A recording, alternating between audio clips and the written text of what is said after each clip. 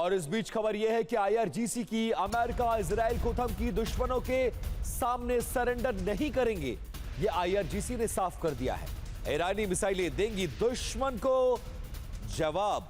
Iran के लोग देश की रक्षा में पूरी तरह से सक्षम हैं।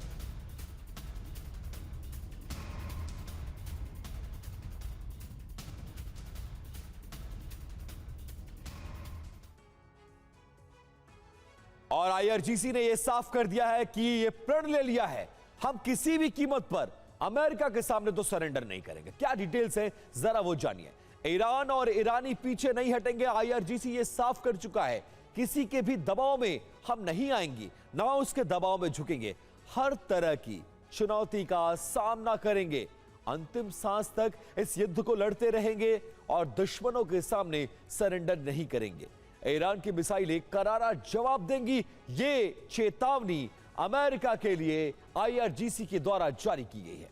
अब देखिए क्या डोनाल्ड ट्रंप के लिए नियम, कायदे, कानून सब कुछ बेमानी हो गए हैं। क्या ट्रंप इतने निरंकुश हो गए हैं कि अमेरिका के कानून को अपनी सुविधा के हिसाब से मोड़ लिया है। 60 दिन की मियाद खत्म हो चुकी है। ट्रंप एक तरफ कागज पर ईरान को युद्ध समाप्त करने की घोषणा कर रहे हैं, वहीं दूसरी तरफ सेना की तैनाती बढ़ाते जा रहे हैं। लेकिन ट्रंप सिर्फ सेना ही तैनात नहीं कर रहे हैं, अमेरिका में ऐसे बंकर बस्टर बम बनाए जा रहे हैं जो जमीन के 100 मीटर नीचे जाकर परमाणु धमाका कर सकता है। रिपोर्ट देखिए। ट्रंप ने 1 मई को अमेरिकी कांग्रेस को एक औपचारिक पत्र भेजा। इसमें ट्रंप ने पहली बार औपचारिक रूप से सेंट्रल कमांड में किए गए बदलावों की जानकारी कांग्रेस को दी। इस पत्र में 28 फरवरी को शुरू की गई सैन्य कार्रवाई ऑपरेशन एपिक फ्यूरी का जिक्र किया। डोनाल्ड ट्रंप ने इसे ईरान के शासन के खिलाफ अमेरिका का एक सटीक हमला बताया। ट्रंप ने कहा कि अमेरिकी नागरिकों की सुरक्षा के लिए ऐसा करना जरूरी हो गया था। इसी पत्र में ट्रंप ने कांग्रेस को बताया कि ईरान के साथ सैन्य शत्रुता अब आधिकारिक रूप से समाप्त हो गई है। इसके बाद ट्रंप ने तर्क दिया कि अब युद्ध विराम लागू है, इसलिए वॉर पावर्स रेजोल्यूशन के तहत इसे 60 दिनों में नहीं गिना जा सकता। इस तरह उन्होंने बिना कांग्रेस की नई मंजूरी के सेना को वहां तैनात रखने का कानूनी रास्ता साफ किया।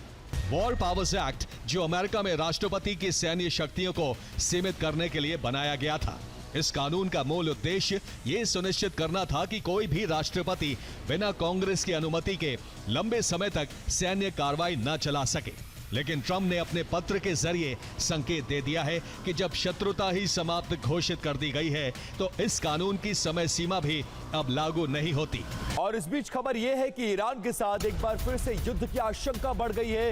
इजराइल जमा कर रहा है सैन्य उपकरण। इजराइल में गोला बारूद की खेप पहुंची है और इसको लेकर तनाव एक बार फिर से अमेरिका, इजराइल और ईरान के बीच बढ़ता नजर आ रहा है।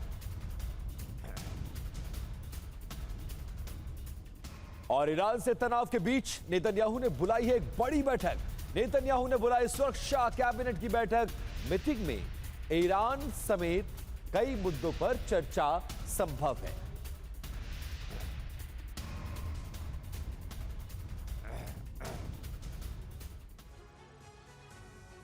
और जंग के इस हालात में नेतन्याहू की यह बैठक क्यों खास है, उसको डिकोड कर रहे हैं। एक एक डिटेल और अपडेट क्या है जरा वो जान लीजिए। बड़ी खबरें, इजराइल ने ईरान पर हमले की तैयारी को तेज कर दिया है, कभी भी हो सकता है हमला और अलर्ट पर है इजराइल की पूरी सेना। अमेरिका ने इजराइल में सैन्य मदद भेजना शुरू कर दिया है और नेतन्याहू ने ईरान का वजूद मिटाने की इस बार के जंग में धमकी दे दी है।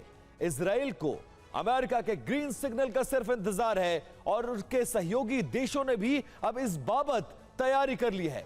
आईडीएफ ने लेजर बीम डिफेंस सिस्टम को तैनात कर दिया है।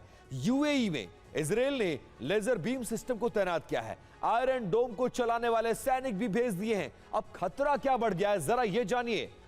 40 दिनों के युद्ध में ईरान ने किए थे कई बड़े हमले और ईरान के हमलों को रोकने में इजराइल नाकाम रहा था, इसलिए इस बार तैयारियां फुल प्रूफ हैं और दोनों तरफ से धमकियां दी जा रही हैं।